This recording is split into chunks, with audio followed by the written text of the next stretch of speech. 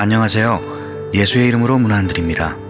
본 CD는 버지니아 애난델에 위치한 메시아 장로교회 방송 선교부에서 한세영 목사님의 설교 내용을 선교용으로 제작한 것입니다.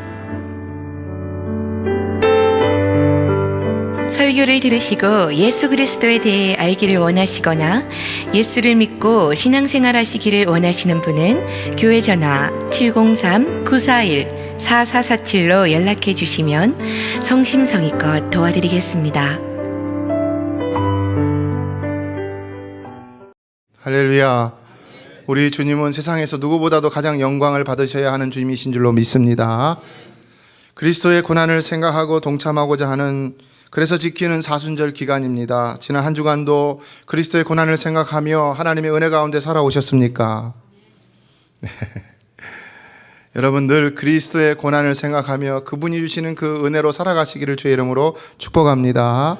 사순절 기간을 통해서 더욱 여러분의 삶이 그리스도의 사랑과 희생을 깨닫고 감사함으로 그 그리스도의 고난에도 동참할 수 있는, 그래서 그리스도와 동행하는 삶이 진정되어질 수 있게 되기를 간절히 소망합니다. 그리스도인의 인생의 목표는 항상 그리스도와 동행함이 되어야 하는 것입니다. 왜냐하면 그것이 인생의 어떤 성공과 성과를 이루는 것보다 사실 우리에게는 더 중요하기 때문입니다.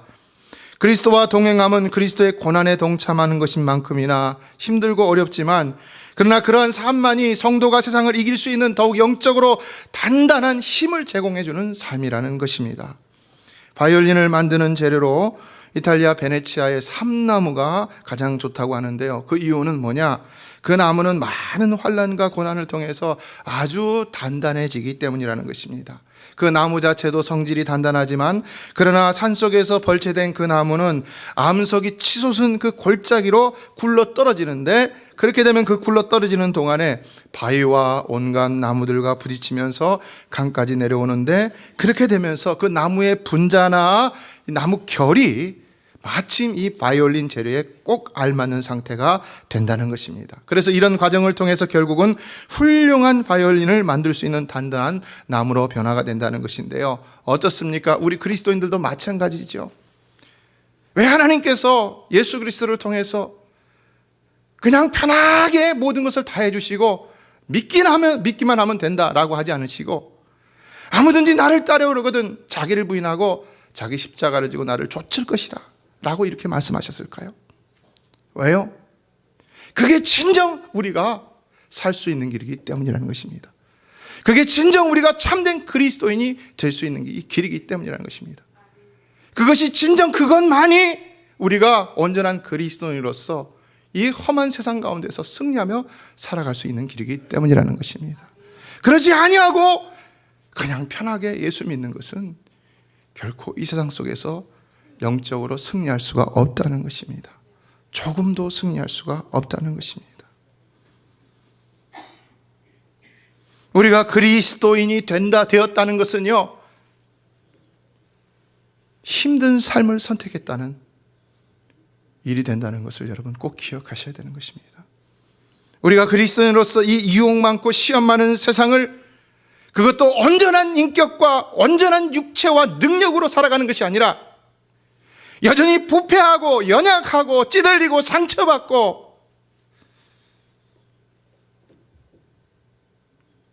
고통스러운 감정과 인격과 능력과 지혜로 살아간다는 것은요, 정말로 쉬운 일이 아닙니다. 특히 프랜시스 베이컨이라는 사람은 육체의 욕망, 교만, 욕심은 사람이 갖고 있는 세 가지 유혹이다. 이것 때문에 갖가지 불행이 인류의 무거운 짐이 되고 있다. 그런데 이 무서운 질병을 고치는 방법은 오직 한 가지인데, 그것은 뭐냐? 수양이라는 것입니다. 우리가 어떻게 육체의 욕망을 이기고 교만을 이기고 욕심을 이기며 살아갈 수 있는가? 그것은 다른 말로 말하면 오직 십자가를 지는 길밖에는 없다는 것입니다. 오직 그리스도가 가신 그 십자가의 길을 가는 길밖에는 우리가 세상 속에서 유혹을 이기고 욕심을 이기고 욕망을 이기며 살아갈 수 있는 방법이 없다는 것입니다. 오늘날 우리가 그리스도로 인하여 평안을 얻는다고 다 이와 같은 육체의 욕망과 교만과 욕심이 주는 유혹을 이기며 사는 것은 아닌 것입니다.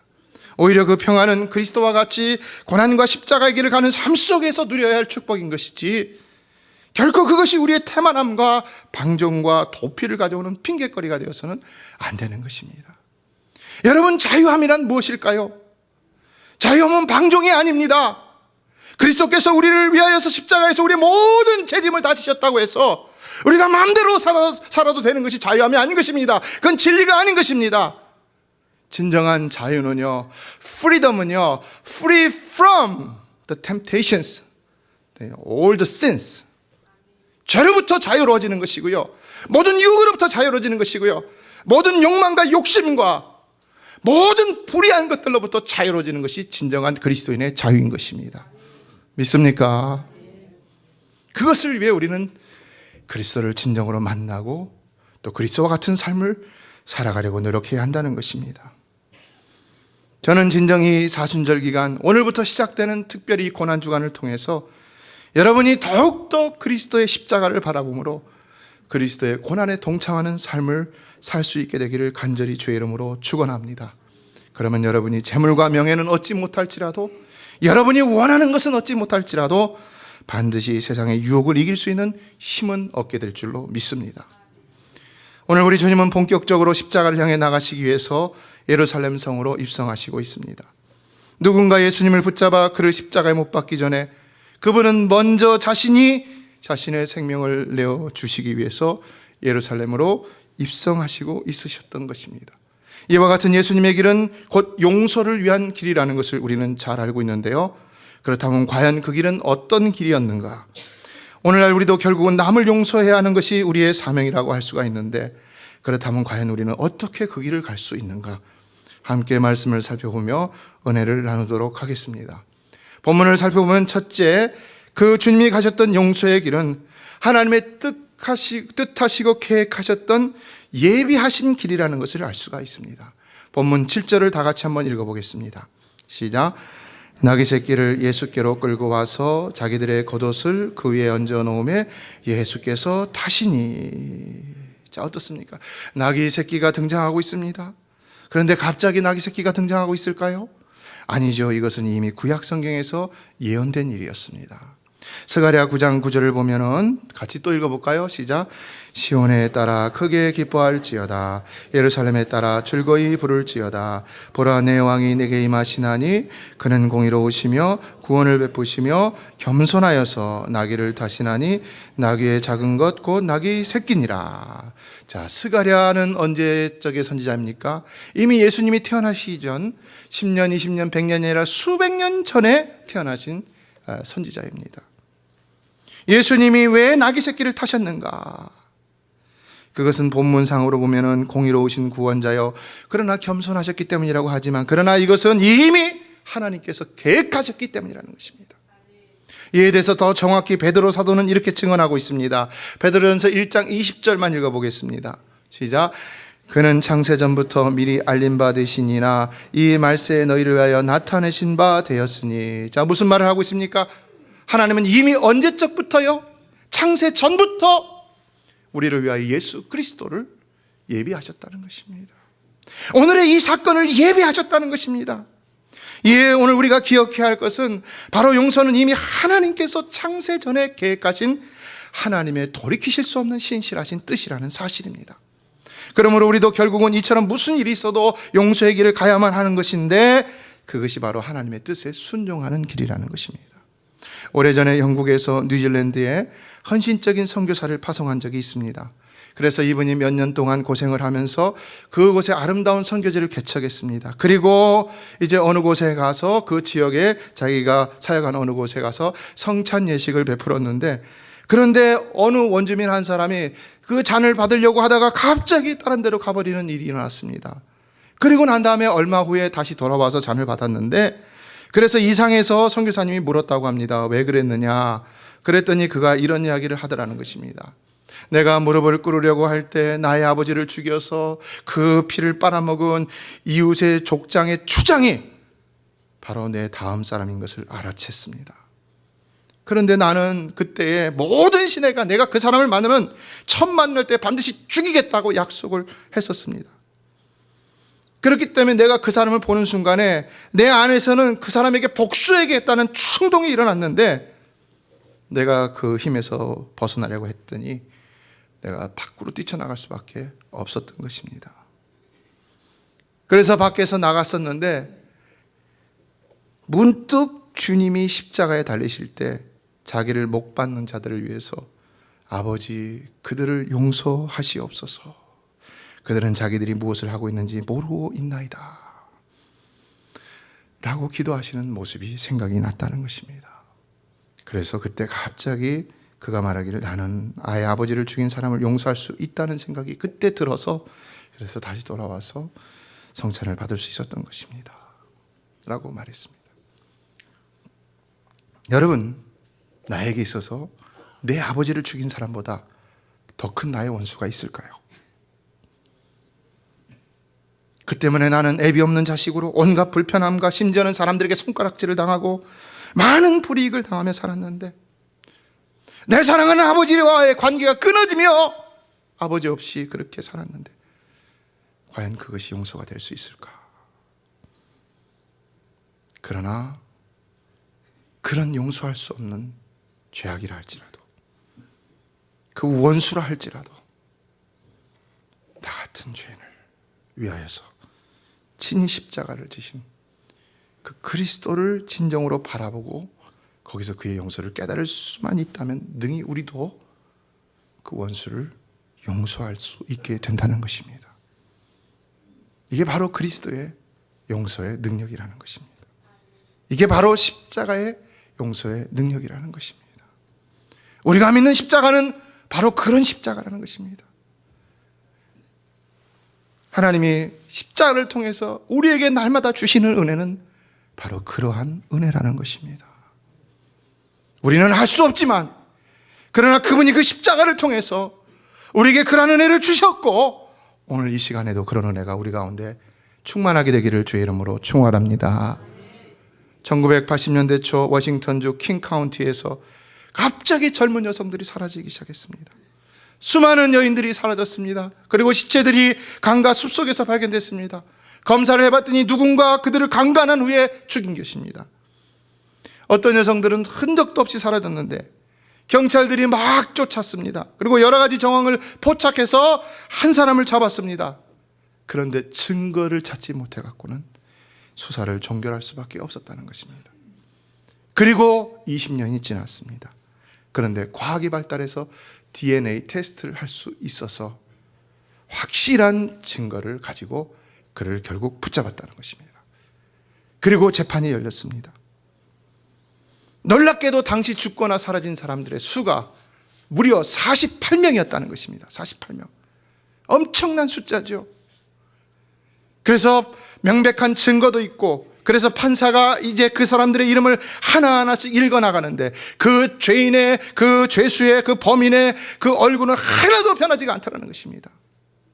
여전히 악한 모습으로, 여전히 바위같이 굳은 모습으로 눈 하나 깜짝 안 하고 있었다는 것입니다. 사람들이 더 울분이 터지죠. 그런데 그때의 판사가 희생자들의 가족에게 그들의 생각을 말할 시간을 주었다는 것입니다. 그래서 여러 사람들이 일어나서 말하는데 그 중에 백발의 신사 한 분이 일어나더니 이런 말을 했다는 것입니다. 나는 당신을 용서합니다. 그리고 말합니다. 문제가 아무리 크든지 어렵든지 우리 주님께서는 우리에게 용서하라고 가르치셨기 때문에 나는 당신을 용서합니다. 어떻습니까? 우리는 이런 글을 쓸 수 있습니다. 우리는 이런 글을 남에게 말할 수 있습니다. 우리의 원수에게 말할 수 있습니까? 여러분이 싫어하는 그 사람에게 말할 수 있습니까? 여러분에게 악을 행하고 불이익을 주고 상처를 주고 아픔을 준 그 사람에게 이 말을 할 수 있습니까? 그러나 진정 그리스도의 용서를 깨달은 사람이라면 이렇게 말할 수가 있다는 것입니다. 있다는 겁니다. 이때 바위같이 아주 차갑고 무섭게만 보였던 그 살인마가 그냥 자리에 털부덕 주저앉더니 울음을 터뜨리기 시작했다는 것입니다. 그가 회개한 것이지요. 물론 그는 사형을 면치 못했을 것입니다. 그러나 그 영혼은 어떠했겠습니까? 진정 우리가 사람을 변화시키고 우리가 속해 있는 사회를 변화시키고 교회를 변화시키고 세상을 변화시키며 하나님 나라를 이루어갈 수 있는 가장 좋은 길은 무엇이라고 생각합니까?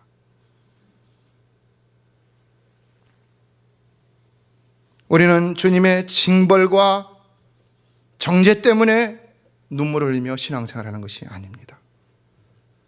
우리는 바로 주님의 용서 때문에 그 은혜의 감격에서 눈물을 흘리며 감히 주님을 사랑하며 주님을 따라가고 있는 것입니다. 골로새서 3장 13절은 누가 네게 혐의가 있거든 서로 용납하여 피차 용서하되 주께서 너희를 용서하신 것 같이 너희도 그러하고 라고 했는데요.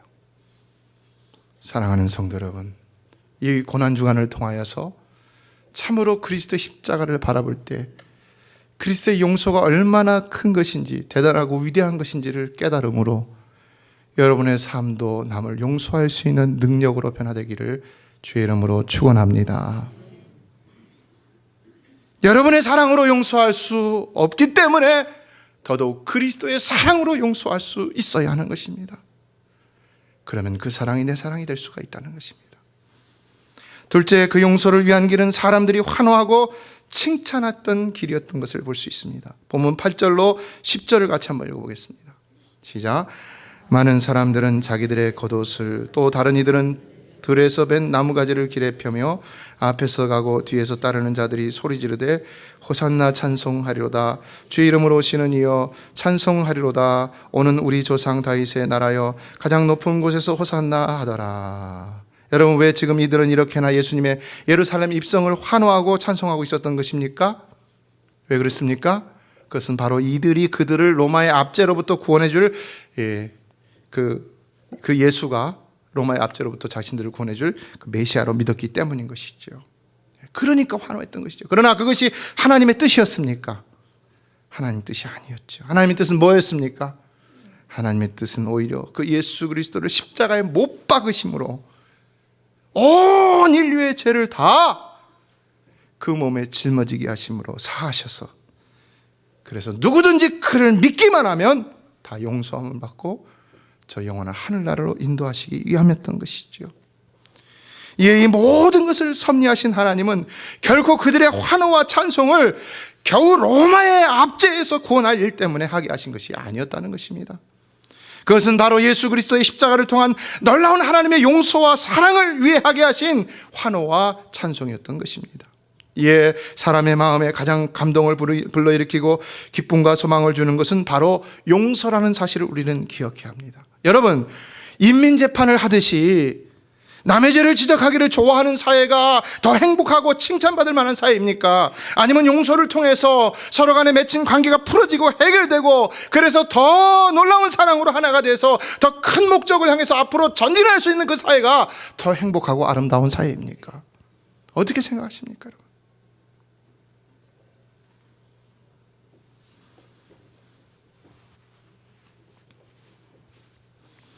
하나님도 얼마든지 우리를 정죄만 하시고 죽이시고 버리실 수 있으셨습니다. 그것은 우리가 지은 죄 때문만이 아니라 우리가 현재도 짓고 있는 죄 때문이라고도 할 수가 있습니다. 그렇게 예수께서 피 흘려 십자가에서 우리의 과거의 죄를 위해서 죽으셨는데도 불구하고 그를 믿고 천국으로 가겠다고 하는 우리가 역시 또 지금도 그 죄를 저지르고 있다는 것입니다. 세상에 온전한 자가 누가 있습니까? 그럼에도 우리 하나님은 우리의 과거의 그러한 죄뿐만 아니라 현재와 미래의 모든 짓는 죄까지도 다 예수의 그 몸에 짊어지게 하시고 십자가에서 죽게 하셨다는 것입니다. 믿으십니까? 믿으십니까? 우리가 믿는 십자가는 바로 그런 십자가입니다. 우리가 믿는 하나님의 용서는 바로 그런 용서인 것입니다.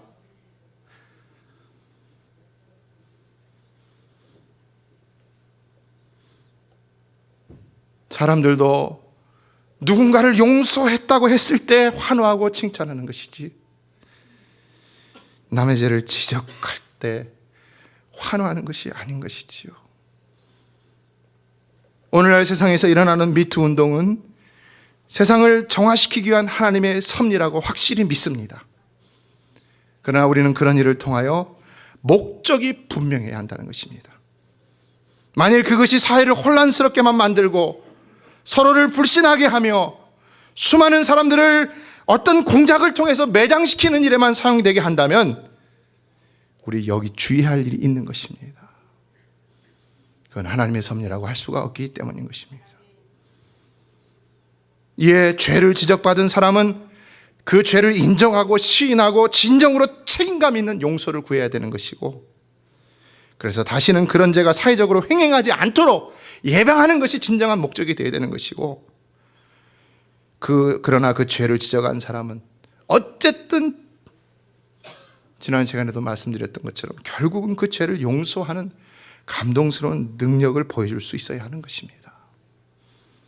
그것이 바로 우리가 하나님의 손에 쓰임받는 도구가 되는 것이지, 만일 우리의 입술이 사회를 파괴하고 그 영혼을 죽이는 것만 된다면 결코 우리는 하나님의 손에 쓰임받는 도구라고 말할 수가 없는 것입니다. 35세의 젊은 목사님이 노루 사냥을 갔는데 사람을 쏴서 죽였습니다. 목사님은 분명히 노루인 줄 알고 쐈는데 가보니까 사람이었습니다. 어떻습니까? 돌이킬 수 없는 죄악이죠. 씻을 수 없는 죄악이죠. 다시 살릴 수 있는 것이 아니지 않습니까? 그 한 생명이 얼마나 귀합니까? 목사님이 총을 쏴갖고 죽였어요. 목사님이 목회나 할 것이지 사냥은 왜 가가지고. 그래가지고는 법의 심판도 받아야 되지만 그러나 먼저 모든 일에 책임을 지고 교인들 앞에서 사과를 하고 이제 목회직을 사임해야 될 그런 입장에 있었습니다. 사람들은 말합니다. 사람을 죽인 목사가 어떻게 목회를 하느냐? 빨리 나가라! 언론들도 들끓습니다. 그런데 예상치 못한 일이 벌어졌습니다. 중직자 중에 한 사람이 교인들이 다 모였는데 일어나서 말합니다. 여러분, 사람 죽인 젊은 목사를 어느 교회가 받아주겠습니까? 우리가 용서하지 않으면 목사님은 평생 갈 곳이 없습니다.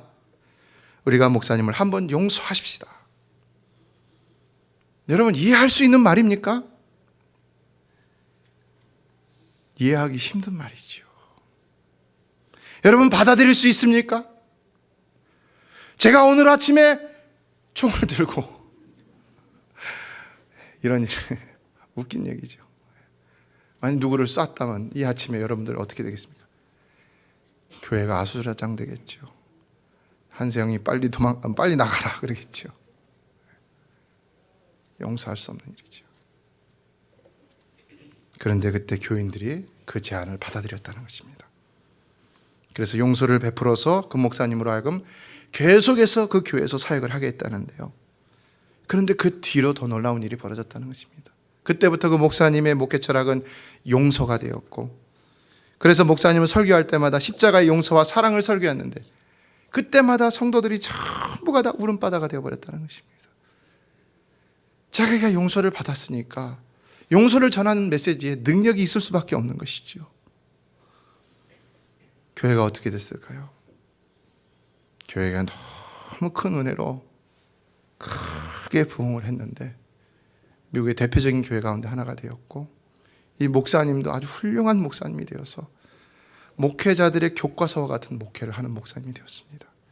그 목사님의 이름은 크리스웰 목사님입니다. 목회자라면 다 아는 목사님입니다. 달라스의 유명한 목사님이시고요.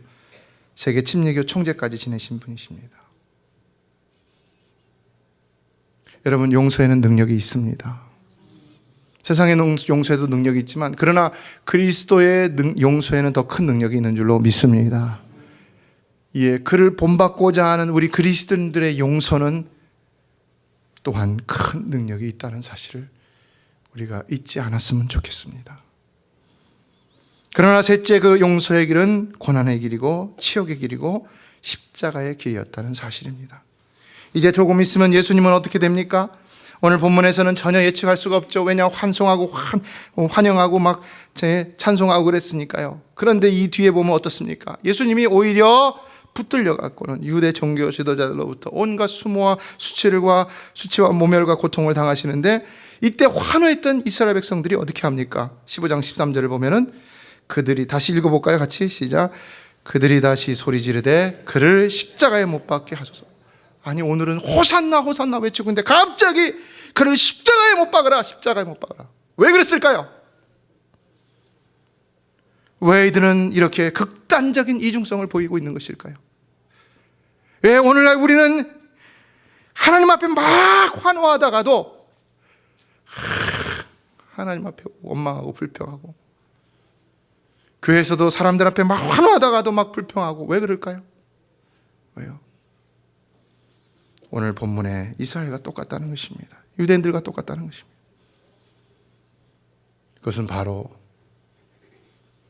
하나님이 원하시는 메시아에 환호하고 찬양을 해야 되는데, 우리가 원하는 메시아에 환호하고 찬양하기 때문이라는 것입니다.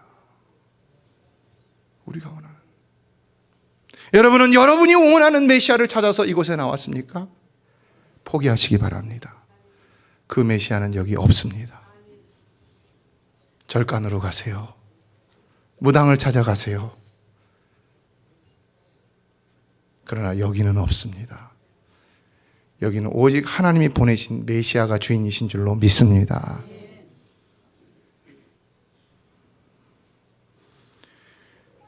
이들은 자신들이 원하는 일을 하지 않고 오히려 무기력하게 절망적인 모습으로 악한 무리들에게 자기를 내어주고 있는 예수를 보면서 너무나도 실망한 나머지 이와 같이 외치고 있었던 것입니다. 그러나 예수님이 가신 그 길은 어떤 길입니까? 절망이 아닌 소망의 길이었죠. 저주가 아닌 영원한 축복의 길이었죠. 그럼에도 그들은 진정 그 사람들이 원하는 길이, 그럼에도 그것은 진정 그 사람들이 원하는 길이 아니었다는 것입니다. 오히려 그 길은 그를 십자가에 못 박아 죽이라고 저주할 일밖에 안 되었다는 것인데요. 그러나 예수님이 모르셨을까요? 하나님 모르셨을까요? 오늘날 우리도 누군가에게 용서를 베푼다고 했을 때 그런 우리를 향해 돌을 던질 사람들이 분명히 있습니다. 그러나 그렇다고 우리가 그 길을 포기해야 할까? 포기하면 우리도 똑같이 세상 사람들처럼 되는 것이죠. 용서의 길은 힘든 길입니다. 정말로 힘든 길입니다. 여기서 이와 같은 말씀을 전하는 이 부족한 종에게도 쉽지 않은 길입니다. 남을 용서하는 것은 너무나 힘든 일입니다. 먼저는 내가 힘들고, 그 다음엔 나를 바라보는, 나를 사랑하는 이들이 힘들고, 또 다른 세상에 많은 의로운 사람들이 힘들어하는 일이기 때문입니다. 그러나 그러기에 그 길은 십자가를 지고 가야 하는 고난의 길이라는 것입니다. 십자가를 지고 가야 하는. 톨스토이는 이런 말을 했습니다. 자기 희생을 동반하지 않는 자비는 거짓 자비이다. 사랑을 얘기하면서 자기 희생을 하지 않으려고 하는 것은 참된 사랑이 아니라는 것입니다. 희생하기를 거부하는 용서는 진정한 용서가 아니라는 것입니다. 진정한 용서는 반드시 자기 희생을 요구한다는 것입니다. 그리스도의 십자가는요, 단순한 자기 희생이 아니었습니다. 그것은 그분께 용서받을 수 없는 우리의 모든 허물과 죄악까지도 다 그분이 친히 짊어지시고 십자가에서 우리를 용서하신 엄청난 포용적인 자기 희생이었습니다. 이 용서를 위한 나의 십자가라는 것은 결코 나만을 희생시키고 나의 유익만을 내려놓는 것이 아니라, 그것은 다른 사람의 모든 허물과 씻지 못할 죄에 대한 나의 죄악까지도 내가 다 품고 짊어지는 엄청난 일이라는 것입니다. 그래서 진정한 용서는 아주 어려운 것입니다. 그럼에도 이 길을 가야 하는 것은 바로 우리 주님이 이 길을 가셨고, 아무든지 나를 따르거든 자기를 부인하고 자기 십자가를 지고 나를 좇을 것이라고 말씀했기 때문인 것입니다. 성도 여러분, 우리가 참된 그리스도인이 되기를 원합니다. 참되게 그리스도를 따라가는 참된 그리스도인이 되기를 원합니다. 우리가 껍데기뿐인 그리스도인이 되지 않기를 원합니다. 그러므로 우리도 그리스도께서 하신 그대로 남의 허물을 내 가슴에 품고 십자가를 지고 그 그리스도를 따라갈 수 있는 그리스도인이 되기를 원합니다. 이렇게 될 수 있는 은혜가 여러분 가운데, 저 가운데 이 시간도 충만하게 주어지게 되기를 주의 이름으로 축원합니다. 우리가 사는 미국에서 사형을 언도를 받은 벨마라는 여자수가 있는데요. 이 여자는 자기 어머니와 약혼자를 포함해서 무려 4명이나 죽인 살인자였습니다. 그런데 이 사람에게 복음이 전해진 것입니다. 그래서 이 사람이 사형 집행을 기다리다가 주님을 영접했습니다. 그런데 주님을 영접하면 마음이 기뻐야 되는데 오히려 이 사람은 죄책감에 시달리게 되었다는 것입니다. 그래서 그것을 복음을 전한 목사님이 알고는 그에게 이런 말을 시작했다고 합니다. 바닷가에 가본 적이 있습니까? 가본 적이 있습니다. 목사님이 말합니다. 바닷가에는 많은 구멍들이 있죠. 개가 파놓은 작은 구멍도 있고 사람들이 놀면서 파놓은 구멍들도 있고 때로는 알 수 없는 아주 거대한 구멍도 생기죠.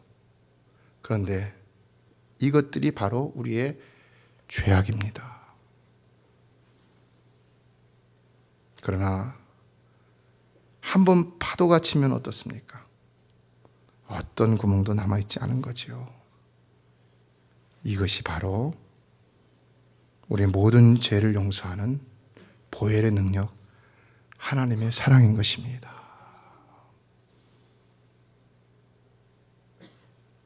여러분, 하나님의 사랑이 이것이라는 것을 확실히 믿으십니까? 그리스도께서 이것을 위해서 죽으셨다는 사실을 확실히 믿으십니까? 아직도 죄책감에 시달리고 있지는 않습니까? 내려놓으시기 바랍니다. 그러나 내려놓는다는 것은 감춘다는 의미가 아닙니다. 내려놓는다는 것은 드러낸다는 것입니다. 그리고 회개한다는 것입니다. 용서를 사람에게 구하고 하나님께 구하고, 그렇죠? 그로써 하나님의 치유하심의 역사가 일어나는 것이죠.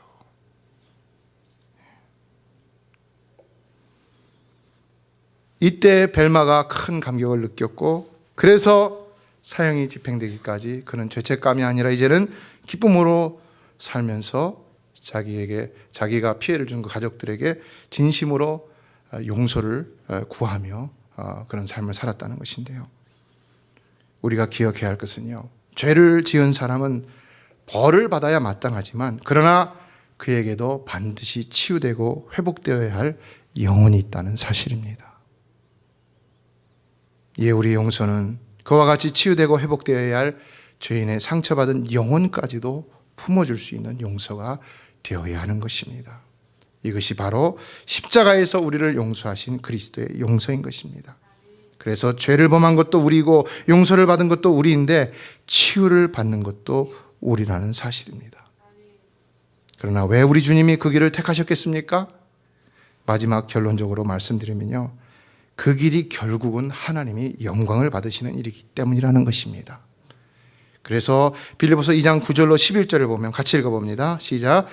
이름으로 하나님이 그를 지극히 높여 모든 이름 위에 뛰어난 이름을 주사 하늘에 있는 자들과 땅에 있는 자들과 땅 아래에 있는 자들로 모든 무릎을 예수의 이름에 꿇게 하시고 모든 입으로 예수 그리스도를 주라 시인하여 하나님 아버지께 영광을 돌리게 하셨느니라 라고 했습니다. 사랑하는 성도 여러분, 십자가로 우리를 용서하신 우리 주님은 마땅히 영광을 받으셔야 하는 분이신 줄로 믿습니다.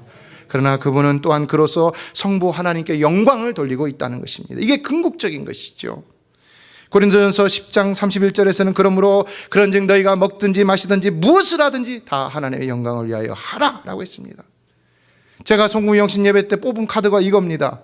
저는 대단한 축복의 말씀을 뽑기를 원했었는데 사실은 근데 이 말씀이 저한테 주어졌습니다. 그래서 생각을 많이 해봤어요.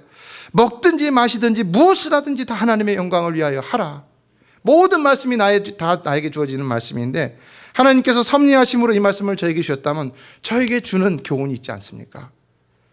그래서 제가 생각했습니다. 제가 무엇을 하든지 특별히 교회 협의의 일을 하면서 내가 나의 영광을 나타내는 자가 되지 말고 오직 하나님의 영광만을 드러내라. 하나님 이렇게 말씀하시는구나. 할렐루야. 여러분 우리 무엇을 하든지 오직 하나님의 영광을 위해 해야 할 줄로 믿습니다. 그러나 이것이 우리 모든 그리스도인들 아니 모든 피조 세계가 궁극적으로 겨냥해야 할 목표로 해야 할 일이라는 것입니다. 왜냐? 로마서 11장 36절은 아주 중요한 말씀을 하고 있습니다. 같이 읽어보겠습니다. 시작. 이는 만물이 주에게서 나오고 주로 말미암고 주에게로 돌아갑니다. 그에게 영광이 세세히 있을지어다. 아멘. 할렐루야. 무슨 말입니까? 여러분은 모든 것이 다 하나님께로부터 나옴을 믿으십니까? 모든 것이 다 하나님으로부터 말미암음을 믿으십니까? 그렇다면 그 모든 것이 또 하나님께로 돌아가야 한다는 사실도 믿어야 한다는 것입니다. 이 말은 뭐냐? 모든 것이 다 하나님께 영광을 돌리는 일이 결국은 되어야 한다는 것입니다. 우리는 하나님께 은혜만 달라고 그러지 영광 돌릴 줄은 모릅니다. 그러나 that's wrong! 잘못됐다는 것입니다. 그건 올바른 신앙생활이 아니라는 것입니다. 진정 하나님께로부터 무엇이 나오는 것인 것을 믿는다면요, 그 무엇이 하나님께로 다시 영광으로 돌려질 수 있어야 한다는 것도 알아야 한다는 것입니다. 이에 우리도 그리스도와 같이 용서의 길을 걷는다면 능히 그와 같이 하나님께 영광을 돌리는 영광스러운 삶이 될 수 있다는 것을 우리는 이 시간 기억해야 하는 것입니다. 성도 여러분, 힘들고 어려워도 우리는 그리스도의 용서를 받은 자들로서 참으로 마땅히 남을 용서함으로 하나님께 용서할 수 있는 삶도 살게 되기를 주의 이름으로 축원합니다. 말씀을 맺습니다. 예수님도 힘들었습니다. 쉽지 않았습니다. 여러분, 패션 오브 크라이스트 봤지요? 예수님이 얼마나 부끄러우셨을까요? 지금 우리가 보는 예수님의 십자가상에 보면은 헝겊 조가리로 가리고 있는데 헝겊이 없습니다. 예수님은 그 남성의 수치를 다 드러내고 계셨던 겁니다. 얼마나 창피스럽고 얼마나 고통스럽고 얼마나 쓰라리고 얼마나 힘들었고 얼마나 지쳤고 얼마나 괴로우셨고 얼마나 화가 나셨겠습니까? 그러나 하나도 기색을 하지 않으시고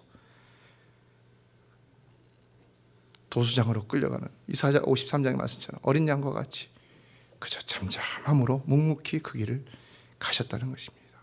바로 저와 여러분을 위해서 말입니다. 바로 나를 위해서 말입니다. 우리를 위해서 말입니다. 왜냐? 그러지 않고는 우리가 용서함을 받을 수 없고 그러지 않고는 우리가 주님과 영원히 함께 살 수 없었기 때문이라는 것입니다. 예, 마태복음 9장 13절에서 우리 주님은 말합니다. 너는 가서 내가 긍휼을 원하고 제사를 원하지 아니하노라 하신 뜻이 무엇인지 배우라. 참으로 우리가 하나님께 예배한다는 것은 무엇입니까? 참으로 우리가 그리스도인이라는 것은 무엇을 의미하고 있는 것입니까? 그러나 여기 주님은 그것은 긍휼을 베푸는 것이다 라고 말씀하고 있다는 것입니다. 내가 너희를 사랑한 것 같이 너희도 그와 같이 내 이웃을 사랑하라. 내가 너희를 용서한 것 같이 너희도 그와 같이 이웃을 용서하라.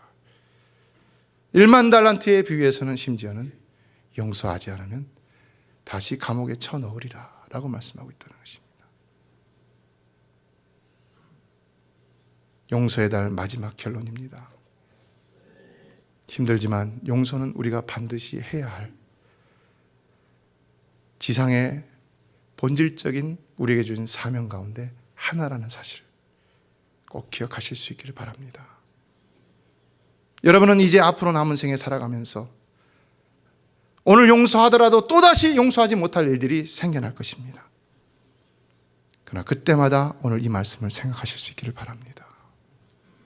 힘들어도 그리스도의 십자가 바라보며 늘 승리하며 살아가시는 여러분 되시기를 주의 이름으로 축원합니다. 메시아 장로교회는 아난데일 236 리틀 리버 턴파이크 선상에 있으며 디자인 안경과 알라딘 서점 옆에 있습니다. 주소는 4313번 마크햄 스트리트, 애난데일, 버지니아 22003입니다. 성경은 주 예수를 믿어라. 그리하면 너와 내 집이 구원을 얻으리라 하셨습니다. 이 CD를 들으시는 분께서 예수를 믿지 않으셨다면 꼭 예수를 믿고 죄악된 세상에서 구원을 받을 수 있도록 기도하겠습니다.